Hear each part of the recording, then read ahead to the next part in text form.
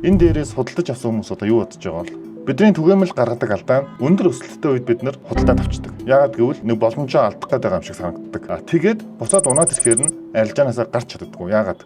Буцаад өсчих юм шиг санагдаа те. Ингэсээр хагаад бид нар эцэст нь дансаа шатаах өндөр эрсдэлтэй байдаг. Тэгвэл яг энэ хөдөлгөөн дээр бид нар хизээ арилжаанаас гарах боломжтой байсан бэ гэхээр энэ яруу буюу үндсэн ловын эсвийн лов гэж хэлж болно. Эсвийн ловыг сэтгэлд хийсний дараа бид нар арилжаанаас гарах боломжтой байсан. За энэ дээр эсэлээ тавих боломжтой байсан. Ингэж эрсдлээ хязгаарч ийн гэсэн үг. Тэгвэл буцаад арилжаанд бай орё те. Үнэхээр одоо өсөлттэй байсан чи бид нар байтай гэж хүлээж ирсэн хүмүүс бол арилжаанд орч чадаагүй. Хэрхэн арилжаанд орох боломжтой байсан бэ гэхээр за эндээс хөдөлгөөн унж явж гин сүүлд гарсан энэ орыг хэрвээ дээшээ сэтэлсэн бол бид нар одоо бай ороо арилжаанд орох боломжтой байсан. Харин сэтэлж чадаагүй учраас бид нар энэ дээр байдаггүй гэсэн үг. Тэгэхээр мөн дахин хэлэхэд трендийг бид нар судалснараа хизээ арилжаанаас гарах уу, хизээ арилжаанд орох вэ гэдгийг тодорхойлох боломжтой.